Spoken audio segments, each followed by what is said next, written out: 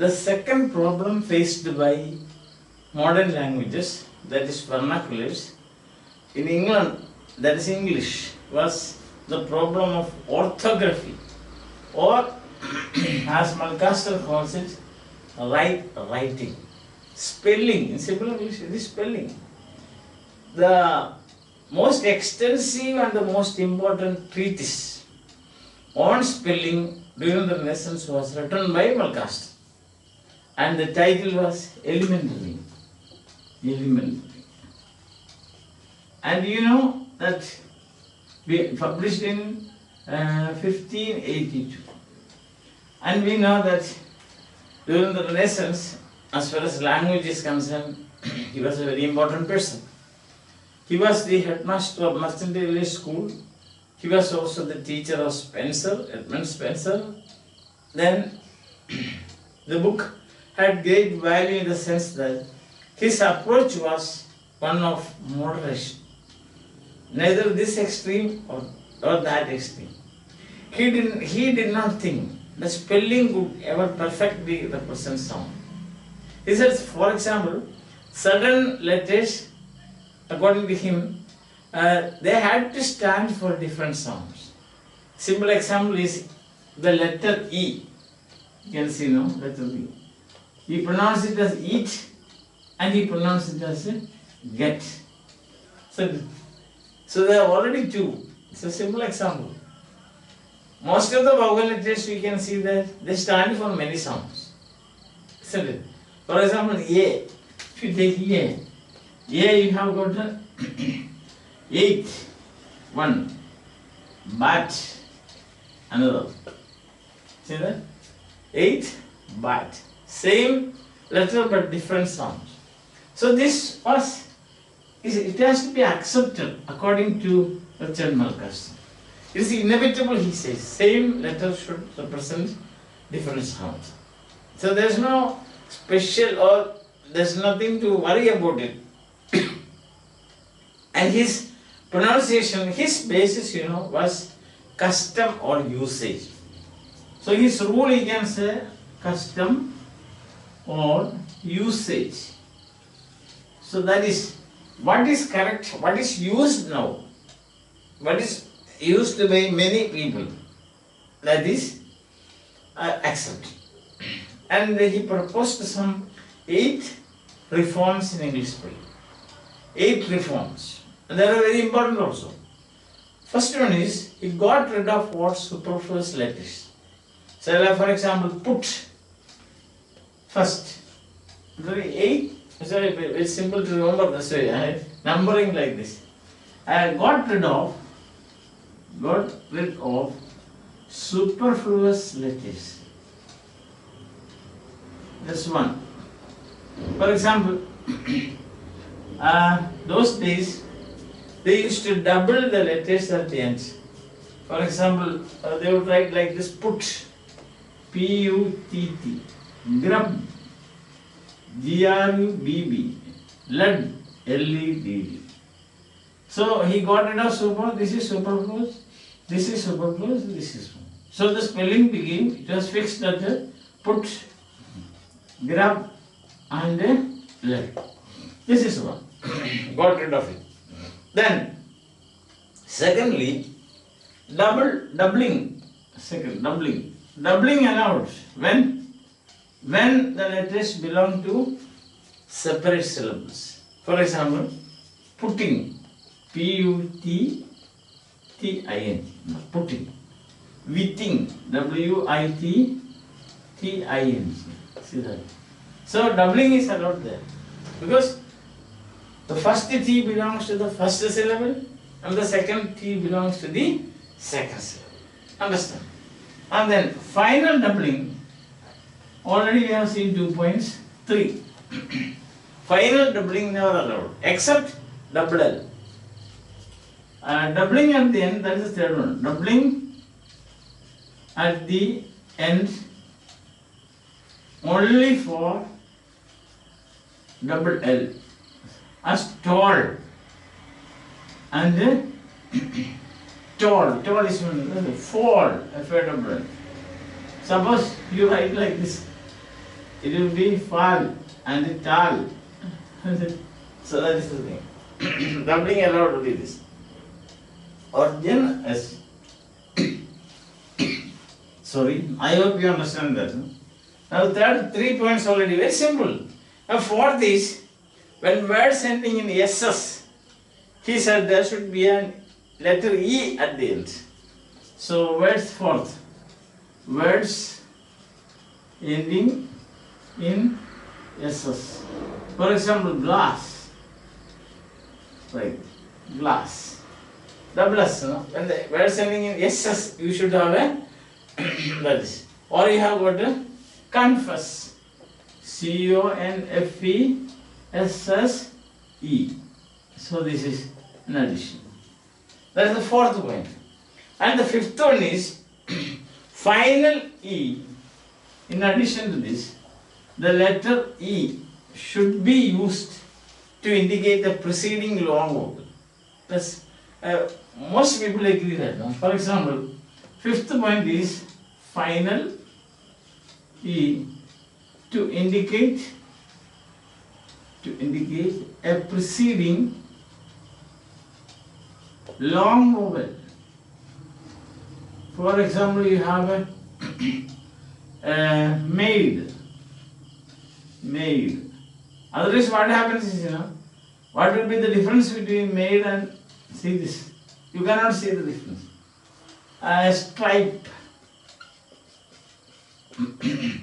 Otherwise, it will be, there will be no difference, it will be strip and stripe.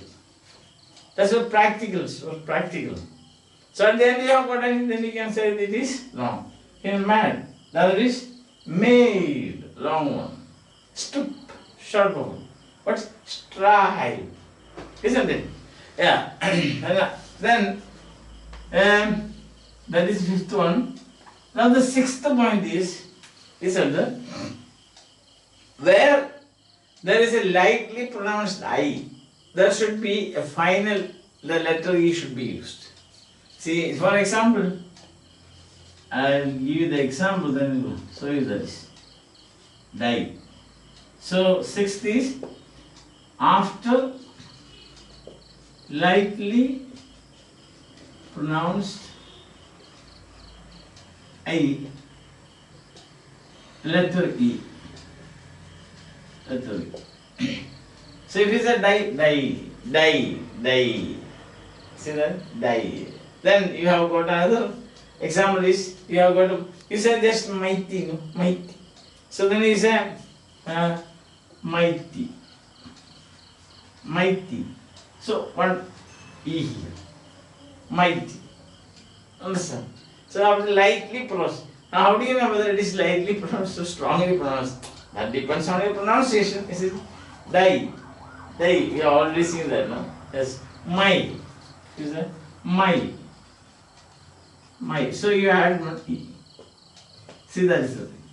After lightly pronounced. Suppose the I is sharp and loud. That is the seventh way. Suppose the I is sharp and loud. Then that should be replaced by a Y. So that is seventh point.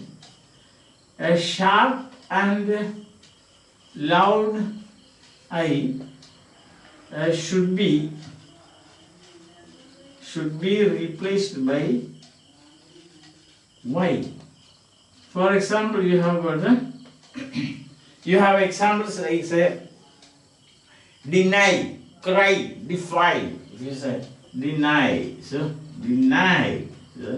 It's sharp, no? We don't say deny. Deny. Yes. Then defy. See the sharp. Defy is a cry. So that is. So instead of I, you have Y. And the last is, see, there is one more point, that is, finally, I forgot the name. When the words ending in V or Z, then there should be a finally. That is, about finally, we said no. Finally, after lightly pronounced, then yes, let's say finally. Finally, you have got three places. One is long vowel. Then lightly pronounced I. Here you have got made, isn't it? Made. Lightly pronounced I. Lightly pronounced I. You have got a die. See that? And the third point is words ending in V or isl. You have got gaze and love. Okay.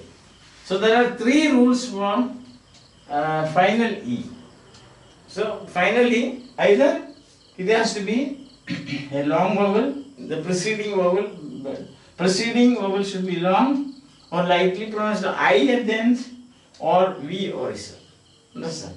And the final and the last thing is that is the eighth point is analogy plays a great role in his reform. Analogy means similarity. That is the eighth point. Analogy or similarity. Because you have no students, children, when you teach spelling, this is very important. For example, he said, here is spelled like this. So, fear should be spelled like this. The spelling fear and dear, for example. The spelling fear, fear, it is on the analogy of here. Here it is, so fear and dear. Understand?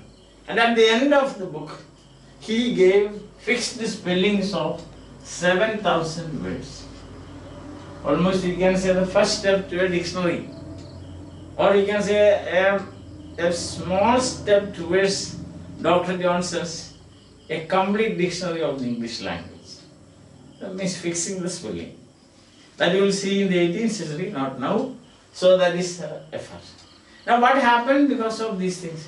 Already I gave you 8 rules laid down by Richard Mulcaster in his book, in his treatise, Elementary on Spelling. The most extensive and the most important book, treatise on English spelling during the Renaissance. Understand? So you can get a short note on this now. Write a note on elementary. Richard Mulcaster. Remember Mulcaster, I told you.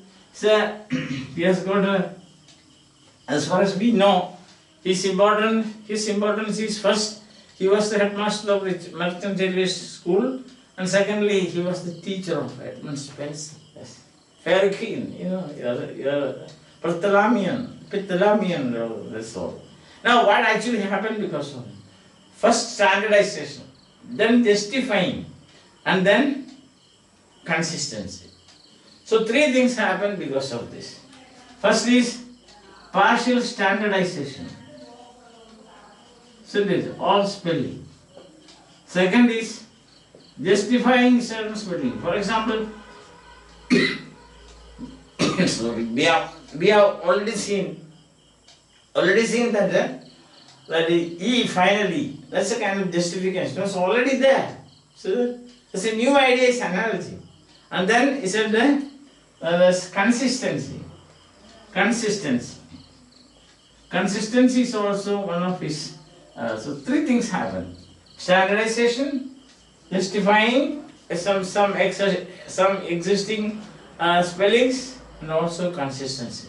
My dear friends, remember the key word in Richard Mulcaster is moderation. Moderation means neither this extreme or that extreme. What is this extreme means? So like Sir John Check, he has got his own way of spelling.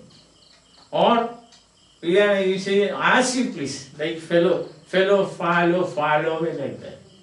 The other extreme is, one is lawlessness. And what about the other one? The other extreme is, you use phonetic writing. See that? Phonetic writing is, people did not, generally they were apathetic to it. Ben Jonson quotes Richard Mulcaster. So that means you can see how important it is. Anyhow, what happened is because of the efforts of these people, sometimes it went wrong, in the wrong side, or wrong quarters. But whatever it is, these attempts, because of this, by 1650, that is towards the end of the Renaissance, English spelling was almost fixed. What is to be left? What was left? It went into the hands of Dr. Samuel Johnson. Dictionary is one of the testimony of his genius. One of the testimonies of his genius is Dr. Samuel Johnson's, his monument, you can say. A monument to his genius is Dr. Samuel Johnson's A Complete Dictionary of the English Language, fixing spelling. There is another monument also, and that is Preface to Shakespeare, that we will see immediately after discussing Pope as a critic. Now remember, I think if you are following my lectures, you know, literary theory I started from Aristotle right up to Dryden have come. Now presently we are dealing with Pope, and then next we will have Dr. Johnson, and then Shelley and things like that. We will go like that. So those of you who would like to, I would say like that, who would like to follow my lectures, should subscribe to my lectures also, because otherwise I'll be taking sometimes classes in the history of the English language and sometimes in literary theory, both these streams side by side. So which one, at what time, if you subscribe, then you can get in touch and get an update. Okay? See you, all the best, enjoy.